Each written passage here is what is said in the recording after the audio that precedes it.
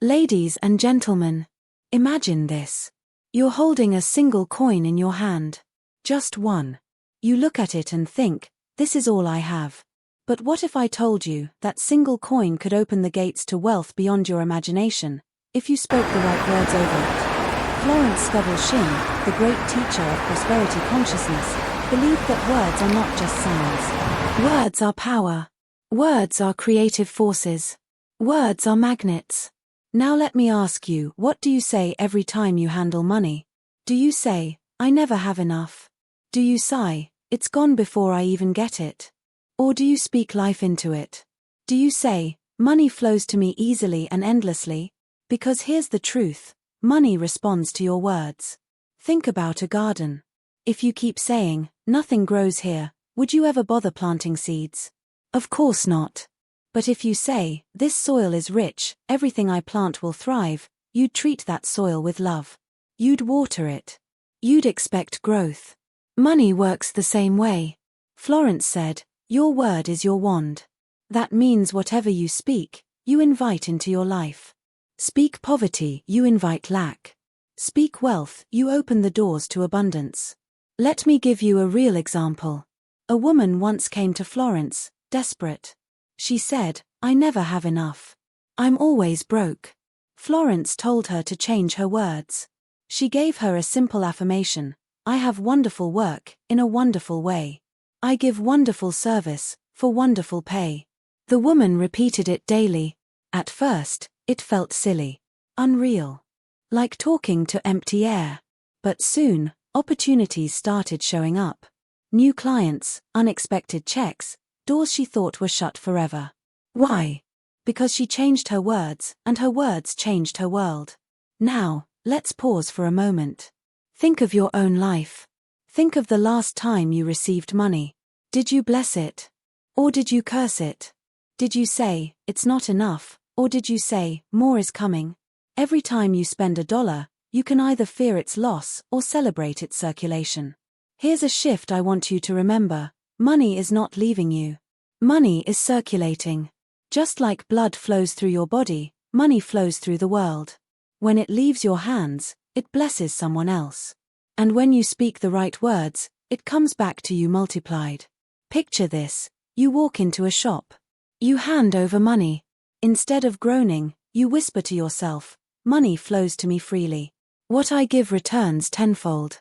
That tiny shift, those few words, send a signal to the universe. This person is ready. This person trusts. This person speaks wealth. So what should you speak?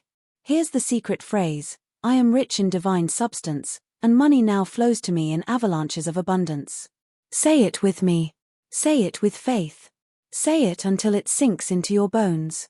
Because when your words align with belief, the universe has no choice but to respond. Friends, money is not just numbers in a bank account. It is energy. And energy listens to your command. So I leave you with this challenge. For the next 7 days, every time you touch money, whether it's a single coin, a bill, or a payment, bless it. Speak over it.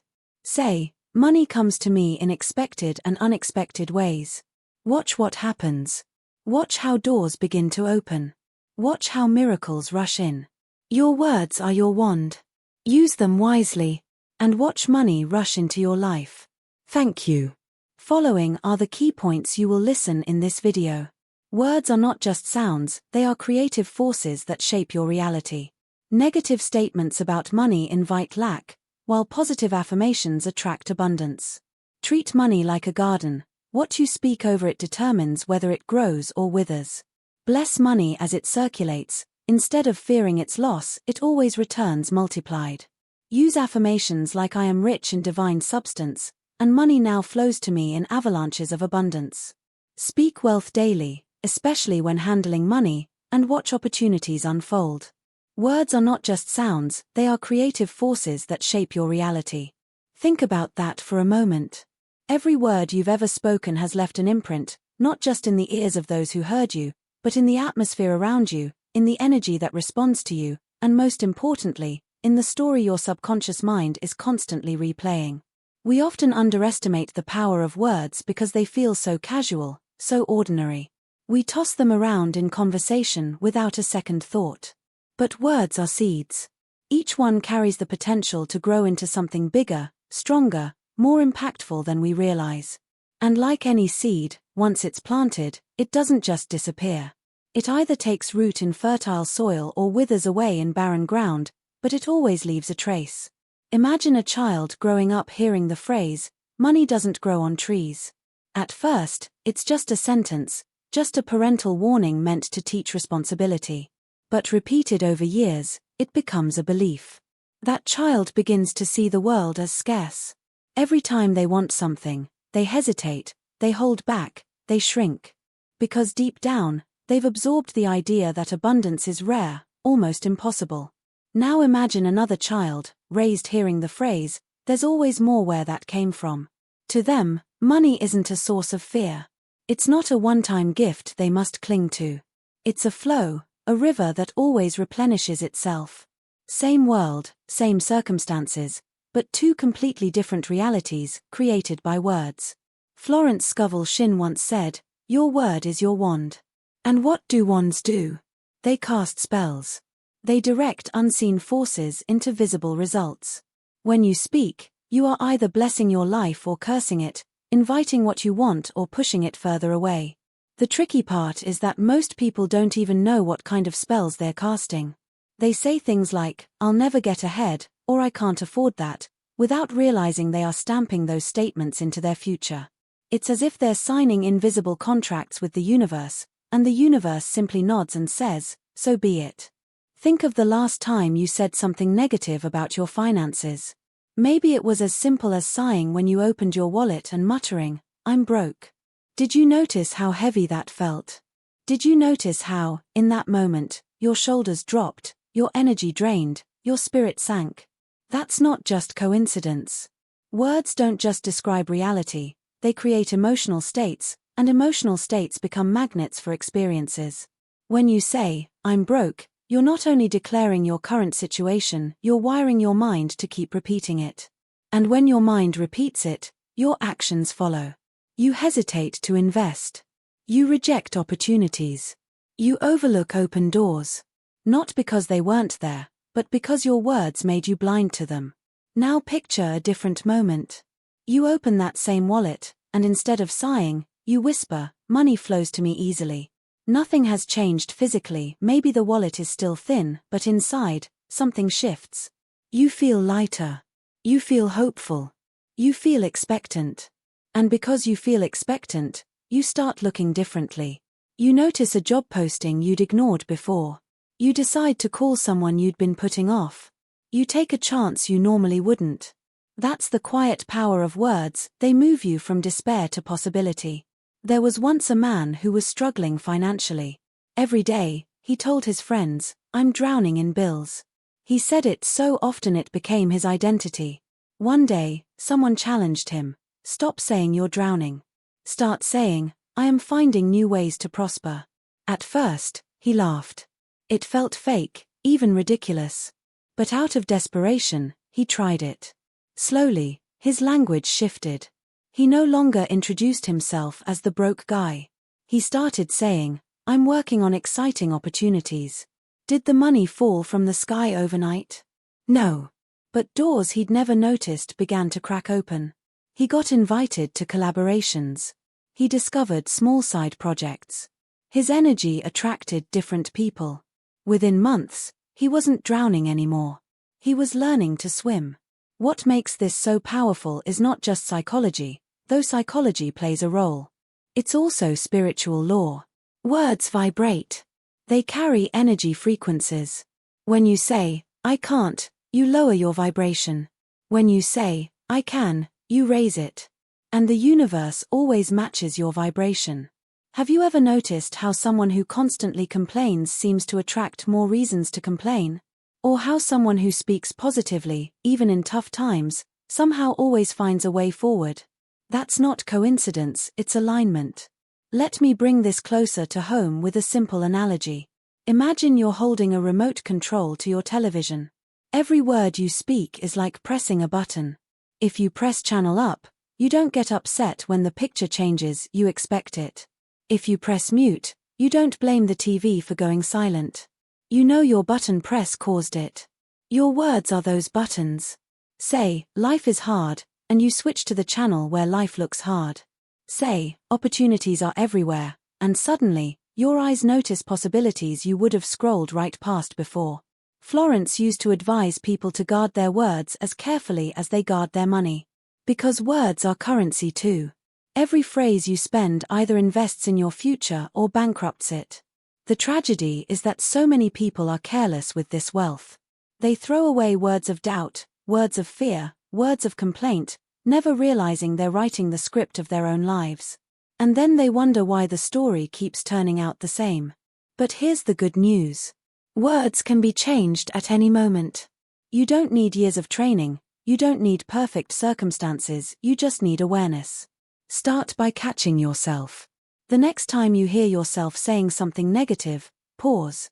Ask, do I want this to be true for me? If the answer is no, rewrite it on the spot.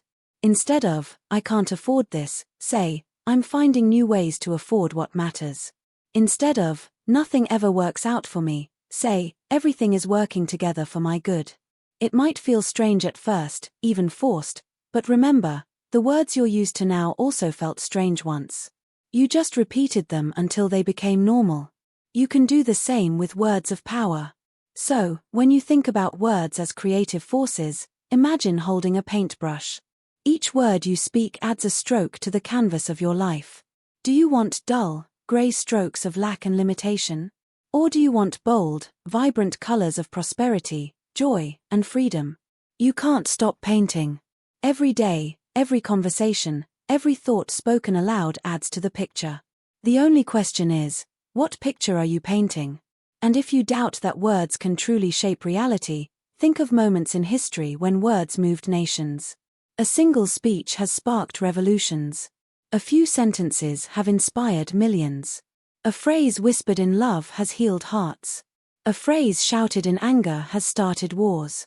If words can shift the destiny of entire peoples, don't you think they can shift the course of your financial life?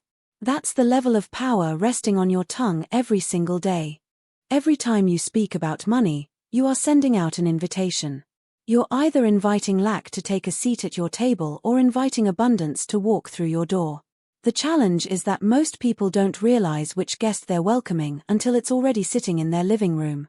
Negative statements about money are so common, so ingrained, that they slip off the tongue without thought. I'll never get ahead. It's always something. As soon as I get money, it disappears. Harmless little phrases, right? Just jokes or expressions of frustration. But those words carry a weight. They don't just describe what you see, they reinforce it, magnify it, and ensure it sticks around longer than you'd like. Imagine someone who says, every payday, well, it's gone before it even arrives. That phrase becomes a curse spoken over their income. They might not mean it literally, but their subconscious listens. And the subconscious is like a loyal servant, it doesn't question, it doesn't argue, it just obeys. So what happens? That person unconsciously spends quickly, misses chances to save, overlooks opportunities to grow their money, and lo and behold it is indeed gone before it even arrives. Not because money is against them, but because their own words built the very pattern they feared. Now picture a different person.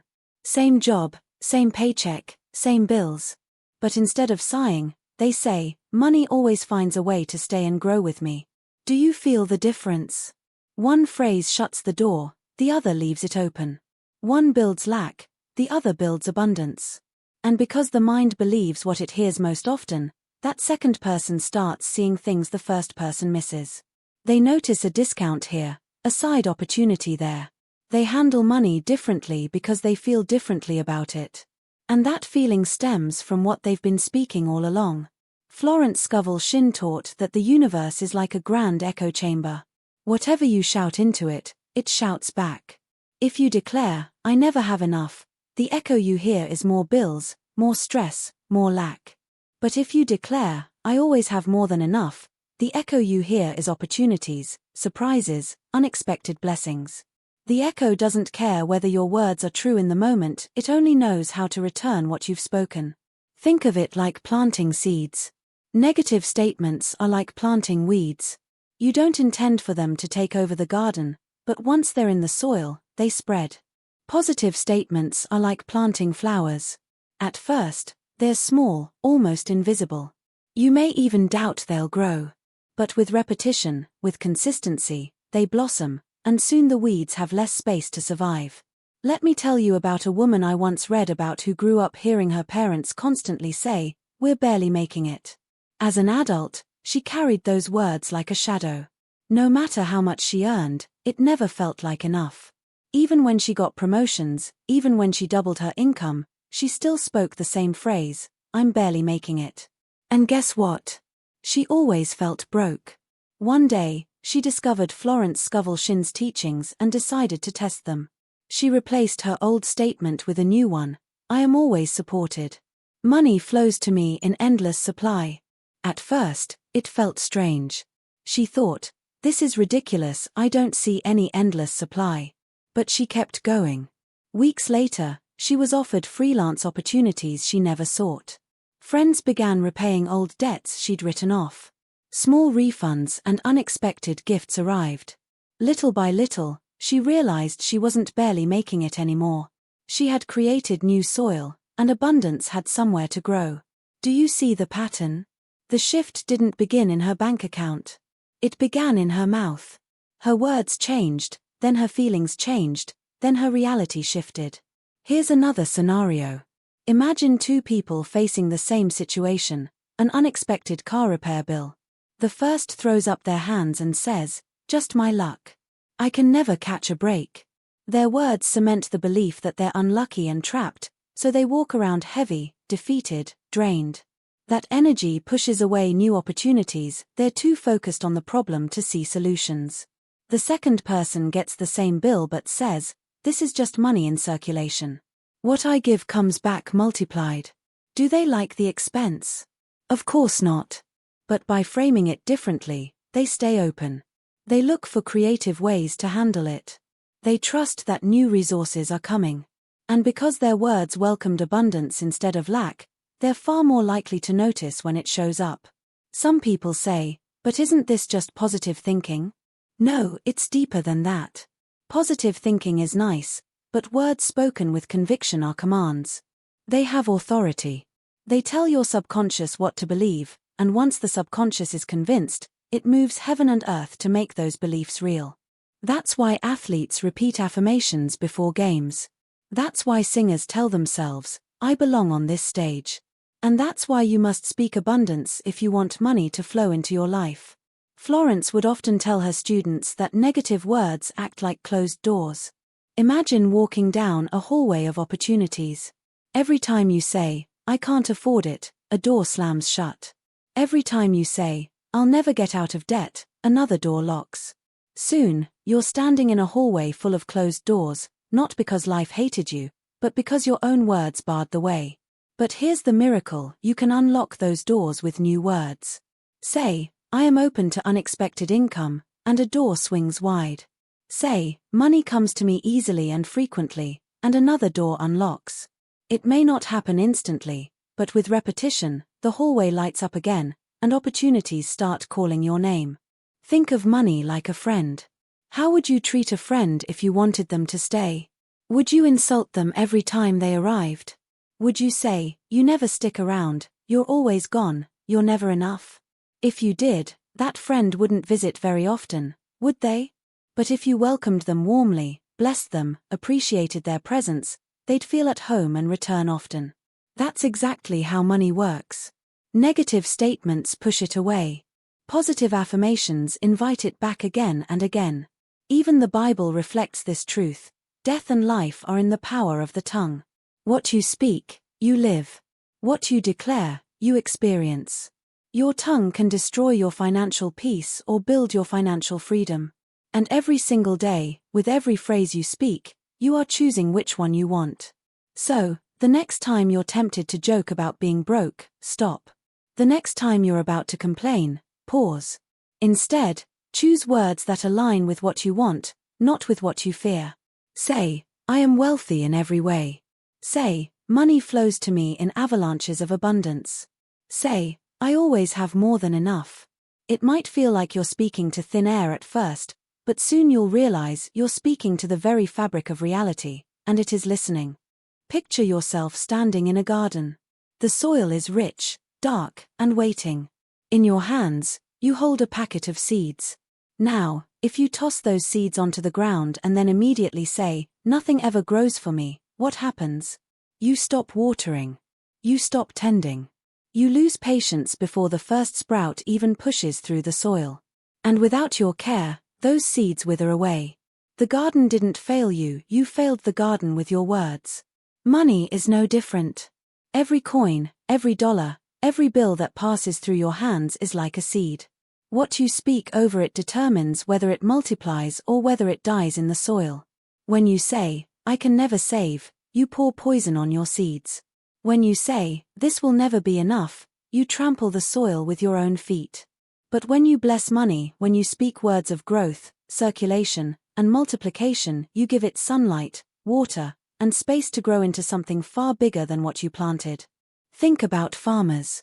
They never look at freshly planted seeds and say, "Well, I guess nothing's going to happen." They plant with faith. They water with expectation. They wait with patience. Why? Because they know the soil works in silence. They trust the process. They speak of harvests even before the harvest appears. And that's exactly the attitude you must take with money.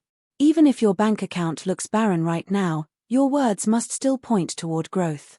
Because just like the soil, money responds to the care or neglect of the one handling it. Florence Scovel Shinn believed deeply in the creative power of affirmations. She often reminded her students that speaking negatively over money was like digging up the seeds before they had a chance to grow. She told a story of a man who constantly declared, "I never have luck with investments." He planted that statement so often that no matter where he placed his money, he found disappointment. When Florence encouraged him to change his words, he resisted at first. But eventually, he began declaring, "Everything I invest in prospers." Within months, his luck began to change, not because the market suddenly transformed, but because he did. He paid more attention. He noticed opportunities he would have ignored before. He acted with faith instead of fear. His seeds finally had the chance to grow. Let's make this more personal. Imagine you receive a small payment, just $10. Most people would scoff, "What good is this? It's nothing." But that statement crushes the seed. Instead, if you held that bill in your hand and said, "This is proof that more is on its way. This is the beginning of a harvest," you treat it like a seed in fertile ground. You water it with gratitude. And gratitude, like sunlight, multiplies what it touches. That tiny $10 becomes a symbol of growth instead of insufficiency. And when your subconscious accepts growth as the natural state, you unconsciously begin to create more of it. Let me tell you about a woman who treated her money like seeds. She lived on a modest income and often felt she had nothing extra. But one day, she read that words could nurture money just like water nurtures plants. So, she made a decision. Every time she spent $1, she whispered, "I bless this dollar. It multiplies as it circulates." She even spoke to her bills before paying them, saying, "I am grateful to have the means to circulate this money, and it returns to me multiplied." At first, nothing spectacular happened. But over time, she noticed her relationship with money softening. She no longer dreaded expenses. She began to attract freelance opportunities and gifts she hadn't expected. Her garden was beginning to sprout, all because she spoke to her money like it was alive. This is where most people get it wrong. They treat money like dead paper instead of living seed. They handle it with fear, anger, or resentment, as if money were an enemy. But money is neutral, it only reflects the energy you give it. If you pour scarcity into it, it reflects scarcity. If you pour abundance into it, it reflects abundance. Just like a garden doesn't care whether you plant roses or weeds, money doesn't care whether you speak blessings or curses. It will grow whatever you plant. Consider this simple analogy. A gardener who plants poison ivy cannot expect roses. And yet, how many of us plant "I can't afford it" day after day and still hope for prosperity?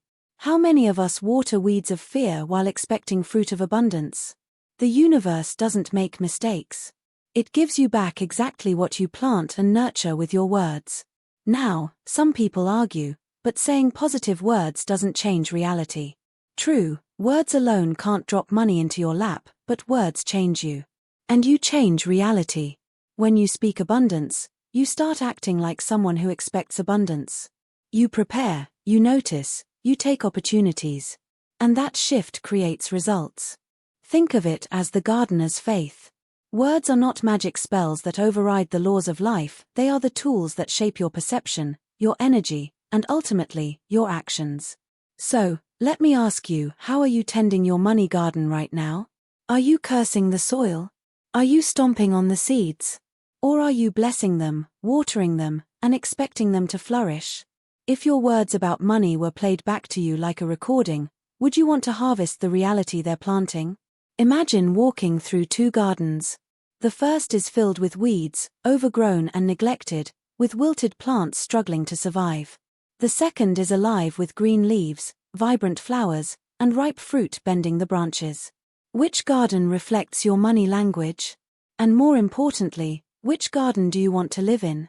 Because the only thing separating the two is not the soil, not the climate, not the resources, but the gardener's care and words.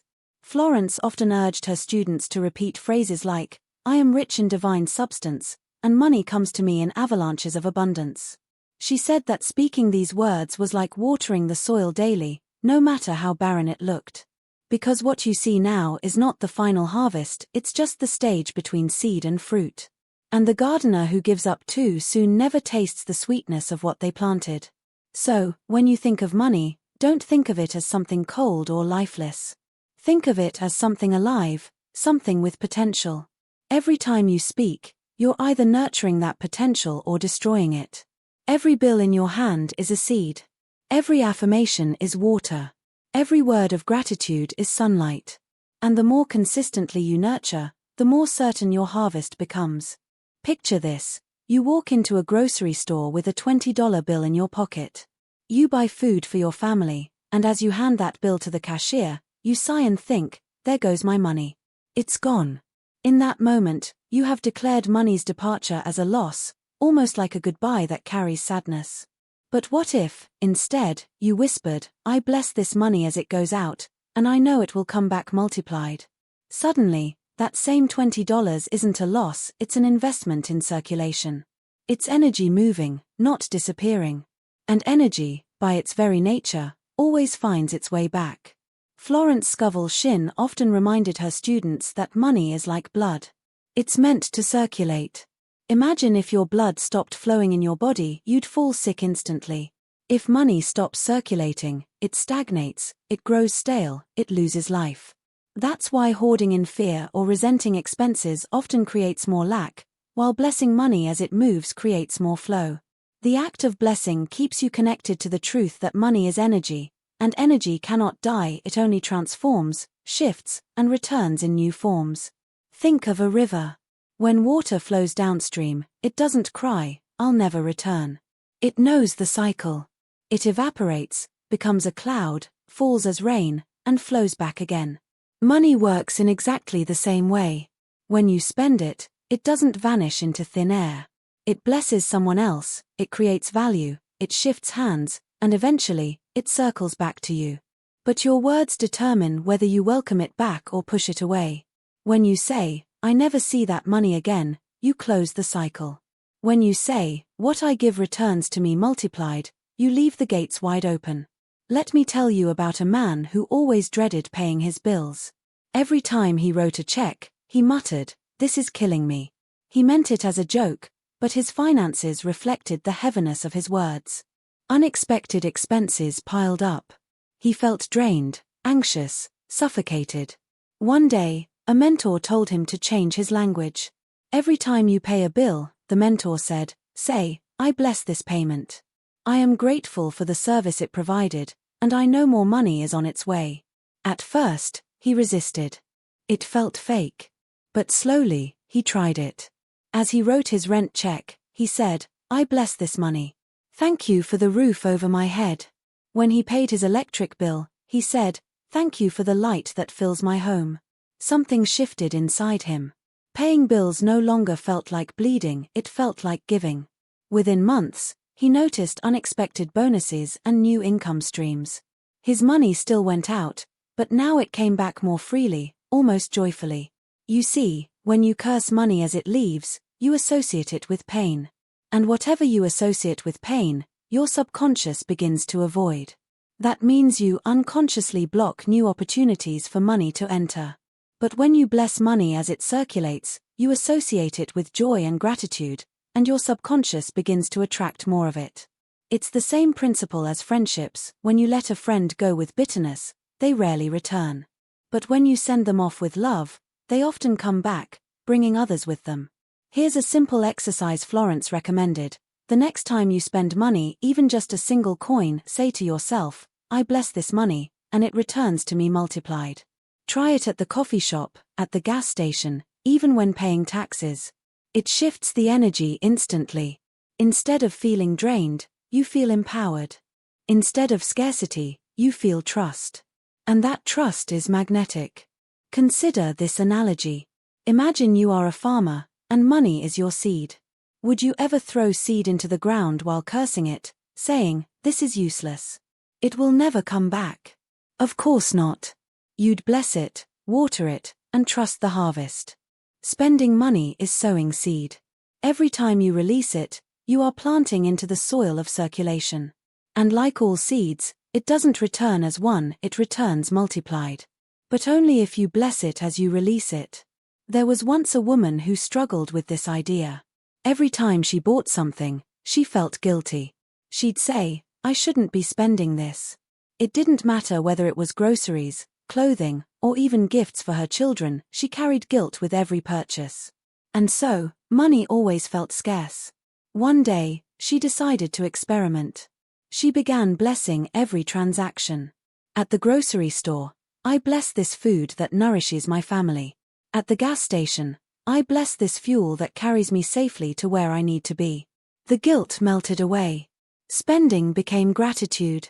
And soon, she found herself receiving more discounts she hadn't expected, refunds she'd forgotten, new opportunities for work. The flow had shifted because her words had shifted. Think of how different life feels when you bless instead of curse. Imagine two people leaving the same restaurant. One says, "Ooh, that meal was too expensive, I shouldn't have spent that money." The other says, "I bless this meal, the people who prepared it, and the joy it gave me." Who do you think walks out lighter? Who carries energy that will attract more abundance? It's not about the price of the meal, it's about the words spoken over it. Florence often said, man can only receive what he sees himself receiving. When you curse money as it leaves, you see yourself as someone who loses. When you bless money as it circulates, you see yourself as someone who gains. And the universe responds accordingly. So, the next time you pay a bill, don't let fear grip you. Instead, smile and say, this money is in circulation, and it comes back multiplied. When you give a gift, whisper, this gift blesses both the giver and the receiver, and abundance flows back to me. When you spend even $1, say, I release this joyfully, and it returns tenfold. These simple blessings transform ordinary transactions into powerful affirmations. Money, like all energy, listens. It hears your words as it leaves your hand. And if you send it off with resentment, it hesitates to return. But if you send it off with blessing, it rushes back with friends. Bless it as it goes. Trust it to come back. And watch how quickly circulation becomes multiplication. There is something magical about words spoken with intention. Not casual words, not empty chatter, but words charged with faith, rhythm, and emotion. That's why affirmations hold so much power. They're not just positive statements, they are declarations that shape the unseen currents of your life. Florence Scovel Shinn understood this when she gave her students affirmations like, I am rich in divine substance, and money comes to me in avalanches of abundance. On the surface, it's just a sentence. But spoken daily, spoken with conviction, it becomes a doorway to new realities. Think of affirmations as seeds of thought that you plant in the fertile soil of your subconscious. The subconscious doesn't argue with you, it simply accepts what you tell it repeatedly. If you say, I can't afford this, day after day, your subconscious writes it into your story like a law. But if you replace that with, I am rich in divine substance, it begins to rewrite the script. And as the subconscious changes, so do your emotions, your actions, and eventually, your results. Let me paint a picture. Imagine waking up each morning, and the first words out of your mouth are, I am rich in divine substance, and money comes to me in avalanches of abundance. You might be sitting in a modest apartment. Your bank account may not yet reflect those words. But you're declaring something higher than appearances. You're speaking to the unseen, the realm where creation begins. And slowly, as the days pass, something shifts in you. You carry yourself differently. You stop speaking lack in casual conversations. You notice opportunities you once ignored. The affirmation plants a seed, and the harvest begins to form. There's a story of a man who had lost everything, his job, his home, his hope. A friend introduced him to Florence Scovel Shinn's writings and told him to repeat, I am rich in divine substance, and money comes to me in avalanches of abundance. At first, he laughed. How could he, broke and homeless, dare to say such a thing? But his friend urged him to persist. So he whispered it daily, sometimes through tears, sometimes through clenched teeth. He felt like a liar at first, but over time, the words began to feel less foreign. They started to sink in. Within weeks, he found small opportunities, odd jobs, gifts from strangers, connections he'd overlooked. They weren't avalanches yet, but they were beginnings. And because he kept declaring abundance, the beginnings multiplied. Within a year, he was back on his feet, with steady income and a sense of hope he hadn't known before. He often said later, the affirmation saved me before the money did. That's the secret many people miss. Affirmations don't just change money. They change you. They shift your state of being from desperation to expectation, from fear to faith. And when you change, everything else follows. Think of affirmations like tuning forks. If you strike one fork tuned to the note of abundance, and place it next to another fork, the second one begins to vibrate at the same frequency, even without being touched. Your words are the first fork. Your life circumstances are the second. When you repeat affirmations like, I am rich in divine substance, you strike the frequency of wealth. And sooner or later, your circumstances begin to vibrate with the same tune. Now, why the phrase divine substance? Florence used those words intentionally. Money, in her teachings, wasn't just paper or coins. It was substance, energy, supply, infinite in nature. By declaring I am rich in divine substance, you align yourself not with limited resources but with the infinite source of all wealth. You stop depending solely on jobs, salaries, or investments. You connect with the larger flow of life itself, the divine reservoir that never runs dry. And when you align with that, avalanches can indeed happen. Avalanches are sudden, overwhelming, unstoppable movements. Florence chose that image for a reason. She wanted people to stop expecting trickles of supply and start believing in torrents. Most of us hope for just enough. Just enough to pay the bills, just enough to get by. But affirmations stretch the imagination. They lift you out of just enough and plant you in the expectation of overflow. Let me give you an example. A young woman once used the affirmation daily, money comes to me in avalanches of abundance. For months, nothing seemed to shift. But she kept going, even when doubt crept in. One day, out of nowhere, she received a job offer that doubled her income. Not only that, but she was offered housing support as part of the package. She often said later, it came like an avalanche. I didn't see it coming, and it swept over every area of my life. That is the power of speaking words that are larger than your current circumstances. But here's the important part. Affirmations are not magic incantations that you recite once and forget. They are living words that must be spoken daily, consistently, with feeling. Think of them like exercise. Saying an affirmation once is like lifting a weight once, it won't change your body. But say it daily, for weeks and months, and you'll reshape your inner world. And when the inner world shifts, the outer follows. Some people say, but what if I don't believe the affirmation yet? Won't I feel like I'm lying? Yes, at first. But that's normal. Think of it like planting a seed in winter. The ground may look barren, frozen, even hostile. But you plant anyway. You trust the process. You water the soil with your words. And in time, the seed breaks through. Affirmations feel false at first only because your current reality hasn't caught up yet. But reality is always a lagging indicator. It catches up to your words when you persist. So, how do you use this practically? Speak it aloud daily. Write it down. Whisper it when you pay bills. Declare it when you wake up, when you go to bed, when doubt creeps in. I am rich in divine substance, and money comes to me in avalanches of abundance. Say it until the words no longer feel like visitors but like residents in your mind. Say it until your energy shifts, until you walk into rooms with confidence, until your decisions begin to reflect someone who truly believes they are rich in divine substance. Affirmations are the watering of your garden. They are the sunshine to your seeds. Without them, your garden withers. With them, it thrives. Florence didn't offer affirmations as poetry, she offered them as tools, as wands to direct the creative power of words. And when you wield them with consistency, your life begins to bend toward abundance in ways that feel miraculous. So, remember this, every time you speak an affirmation, you are aligning with a higher truth, one that is more powerful than any current circumstance. You are calling into being the life that already exists in the unseen, waiting to manifest. And when you declare, I am rich in divine substance, and money comes to me in avalanches of abundance, you are not just speaking words. You are striking the vibration of wealth, inviting the universe to echo back with avalanches that sweep away lack and replace it with overflow. My friends, you now know the secret. You know the power. You know the truth. Your words are not small. They are not casual. They are not forgotten. Your words create. Your words direct. Your words command. Every time you speak, you choose lack or abundance, fear or faith, poverty or prosperity. So I ask you, how much longer will you keep cursing your money?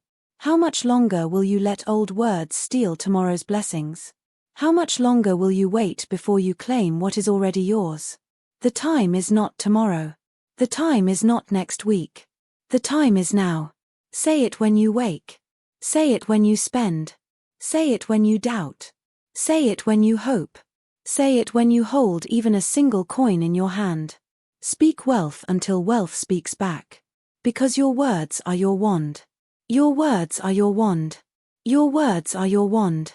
And if you will dare, just dare, to speak abundance with faith, with fire, with persistence, then hear me well. Money will not trickle. It will not stumble. It will not crawl. It will rush. It will surge. It will avalanche into your life. So go, start today, start now. Open your mouth, bless your money, and declare your abundance. And remember this one line, let it echo in your mind for days to come. What I speak today, I will live tomorrow.